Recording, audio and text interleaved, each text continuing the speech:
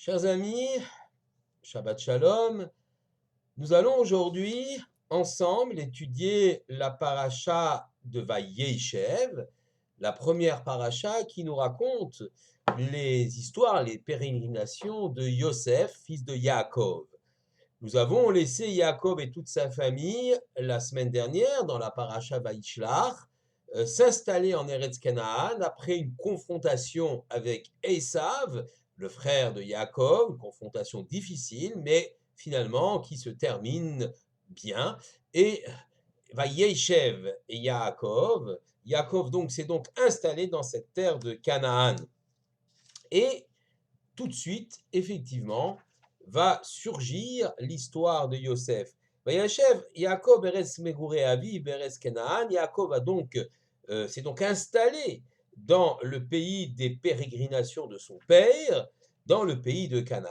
Et Rashi nous explique comment. Voilà un tzaddik, Yaakov, qui en quelque sorte s'installe, ne décide plus d'avancer ou de construire, un tzaddik en pantoufle, si je puis m'exprimer ainsi. Immédiatement, l'Éternel ne peut accepter qu'un tzaddik ne bouge pas, ne fasse pas progresser les choses, et il suscite l'affaire de Yosef.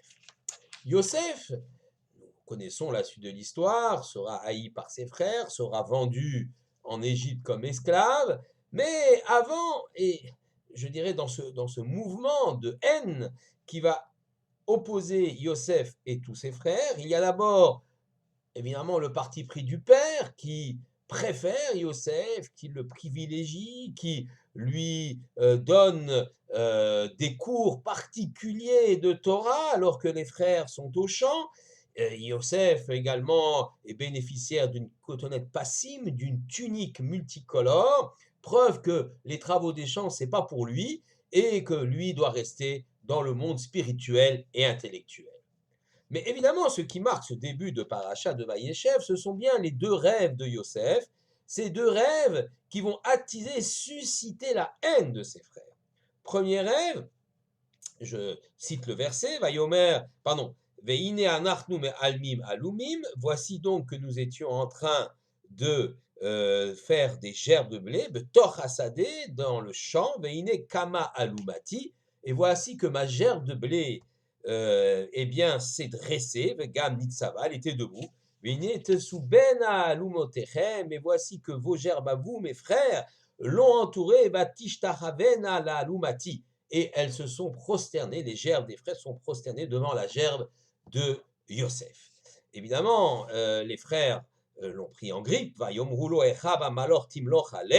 que tu vas régner sur nous? Est-ce que tu vas nous dominer? Et ils l'ont encore plus haï à cause de ses rêves et à cause de ses paroles. Alors, Yosef va faire un deuxième rêve. Il fait un deuxième rêve. Et un autre rêve, il a raconté les rêves à ses frères. Il a dit, j'ai encore rêvé d'un rêve. Et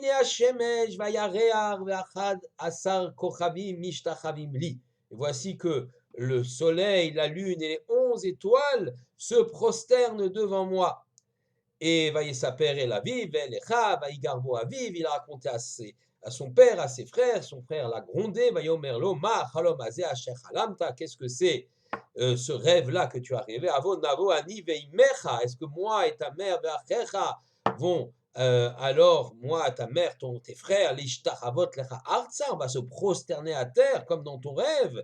Vayeknu oro echav, ses frères l'ont haï encore plus. Va vivre shamar et anavar, mais le père, lui, a gardé la chose pour voir si effectivement la chose allait se réaliser.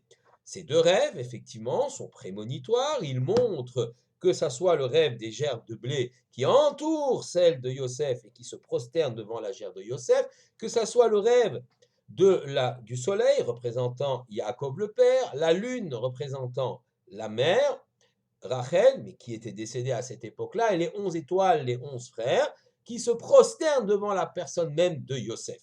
Ces rêves sont prémonitoires parce qu'effectivement, dans l'avenir, lorsque Yosef sera vice-roi d'Égypte, eh bien, ses frères se prosterneront devant lui. Sauf que à ce moment-là de l'histoire, ces rêves ne font qu'attirer la haine et la jalousie des frères. Donc on a ici une véritable problématique qui est difficile.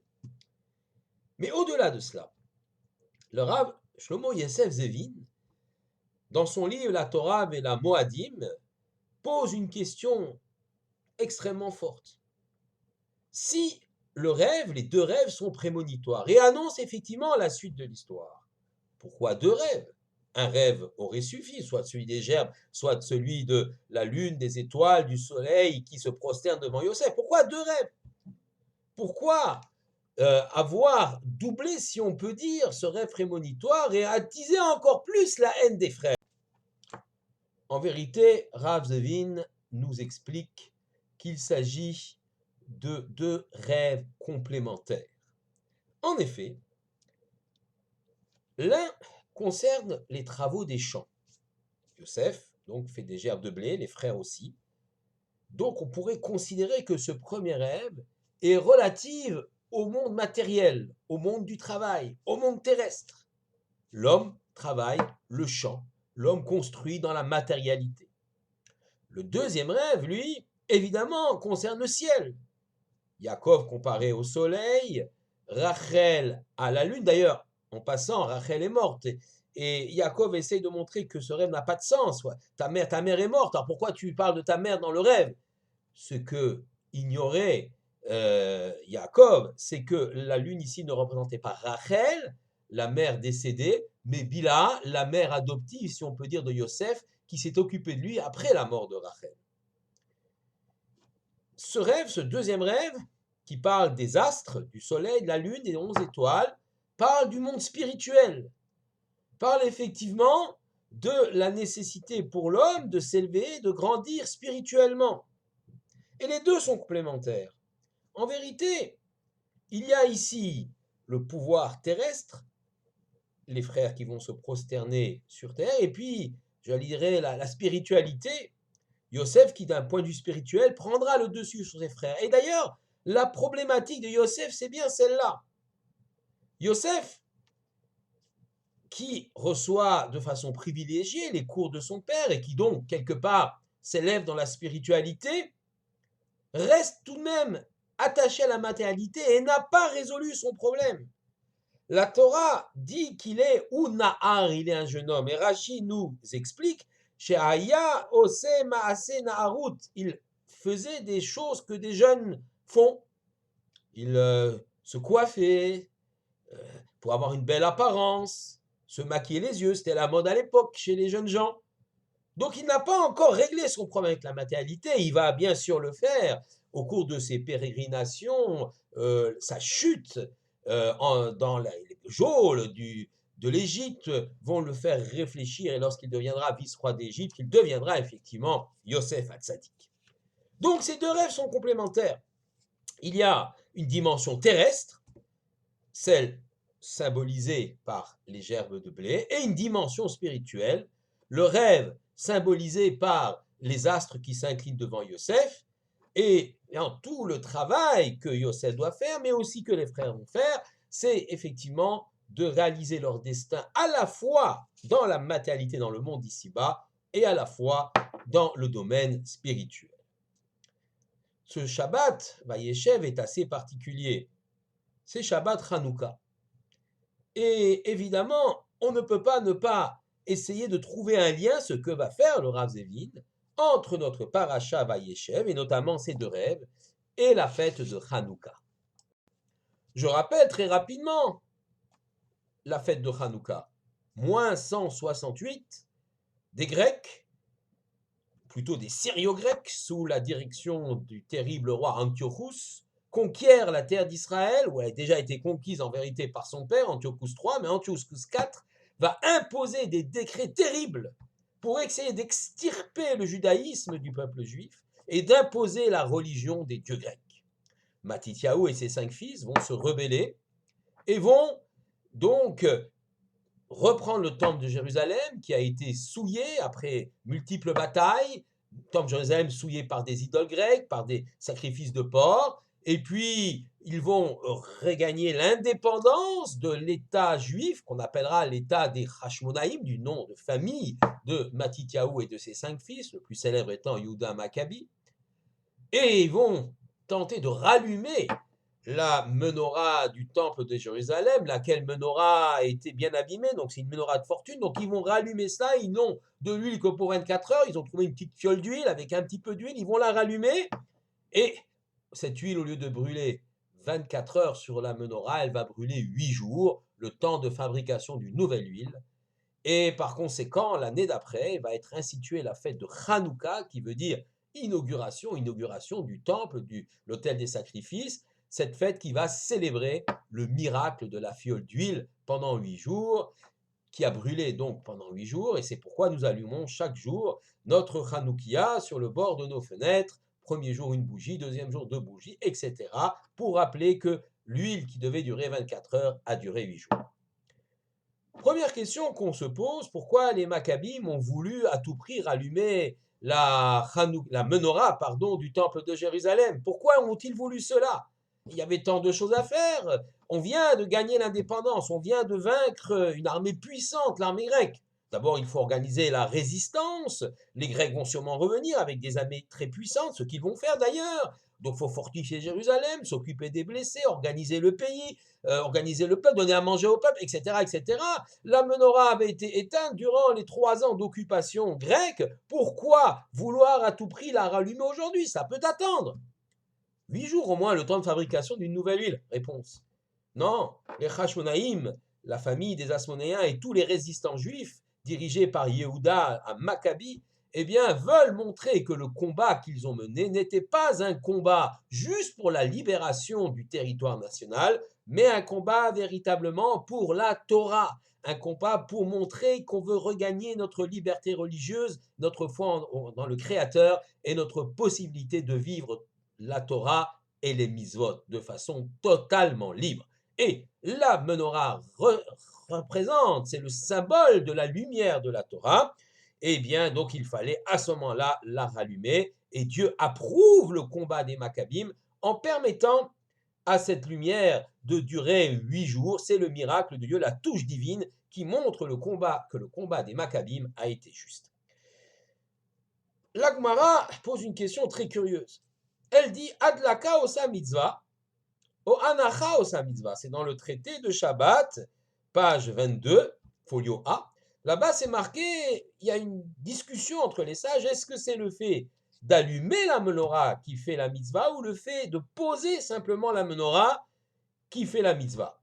C'est bien curieux comme question. Évidemment, la réponse c'est adlaka osa mitzvah, c'est bien l'allumage qui fait la mitzvah, puisque cet allumage rappelle le miracle de la fiole d'huile, rappelle le miracle de l'huile qui a duré 8 jours au lieu de durer 24 heures, et que évidemment cette menorah, cette flamme alimentée par l'huile d'olive représente la Torah, comme dit le verset de Michelet, ner mitzvah vetorat or, la bougie c'est la mitzvah et la lumière c'est la Torah. Donc, évidemment que c'est l'allumage qui fait la mitzvah. Puisque tout le combat des Juifs était pour cette Torah, pour cette lumière. Rappelons-nous que les Grecs ont interdit, d'abord ils ont commencé par interdire 3 mitzvot, celle de Rosh Chodesh, parce que Rosh Chodesh, bien, ça fixe le temps, c'est la capacité des Juifs d'avoir leur propre calendrier, et donc de fixer les fêtes, la Brit Mila, et ensuite le Shabbat, 3 mitzvot, Chodesh, Mila, Shabbat, ce qui fait Chumash, donc c'est comme s'ils avaient interdit toute la Torah, puis d'autres interdictions sont venues, l'interdiction de manger kasher, etc., etc. Les Grecs d'ailleurs et leurs alliés hellénisants, puisque malheureusement il y avait des Juifs qu'on appelle les Mityavenim qui soutenaient les Grecs. Ils avaient même obligé les Juifs, et c'est un midrash dans Bereshit Rabbah, d'écrire, comme il avait dit, écrivez sur la corne d'un bœuf, vous les Juifs, je n'ai pas de part dans le Dieu d'Israël, comme par dérision, comme par moquerie. Et évidemment, lorsque les Hashmonaïm, les Maccabim, les résistants juifs ont repris le temple, eh bien, ils ont fait briller cette lumière de la Torah immédiatement et le plus vite possible, et ceci est célébré par l'allumage de la Hanoukia chez nous tous les soirs.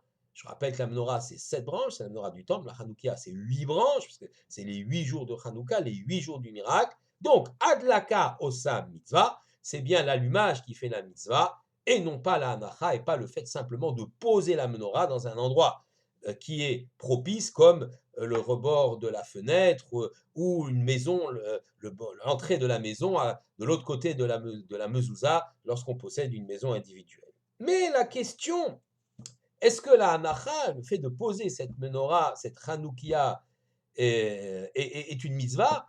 Eh bien, ça fait sens. Ça fait sens, pourquoi? Parce que si la hadlaka, l'allumage des bougies, rappelle le miracle de l'huile qui a duré 8 jours au lieu de 24 heures, et donc la flamme de la Torah qui ne s'éteint jamais, le fait de poser la menorah constitue la base, rappelle la victoire et le combat militaire, la victoire militaire, la base matérielle sur laquelle les Hashonaïm se sont appuyés, c'est-à-dire leur guerre, leur victoire, la reprise du temple, pour pouvoir ensuite aller vers la spiritualité, allumer le chandelier d'or, allumer la menorah. La hanacha est importante. Alors c'est vrai que la mitzvah principale de Hanouka, eh bien l'allumage des bougies de Hanouka ou des petites fioles d'huile de Hanouka pour rappeler la spiritualité, le miracle de la menorah et la Torah qu'elle représente. Mais le fait de poser la menorah dans un endroit consacré, c'est aussi, non pas véritablement la mitzvah, mais un élément important de halacha, de règle. J'ajouterai que nous avons également des références fortes à ce combat militaire, à cette victoire miraculeuse. Poignée d'hommes qui ont vaincu un grand nombre de soldats grecs, donc l'aide du Tout-Puissant dans cette victoire militaire, eh bien ceci nous est rappelé par le Hallel qu'on récite tous les jours à Hanouka. Le Hallel, c'est directement la victoire militaire, et aussi à l'Anissim, ce passage que nous ajoutons dans le Birkat Amazon, c'est-à-dire la prière après le repas, et également dans la Hamida, donc dans la Shmoné Esrei.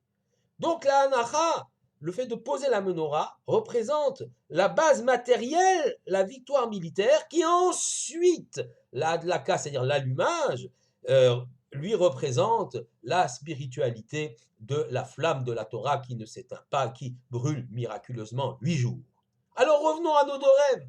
Mais c'est exactement les deux rêves de Yosef. Le premier rêve, celui des gerbes de blé, représente la base, la nécessité de vivre les choses, Torah et mitzvot, dans le monde matériel.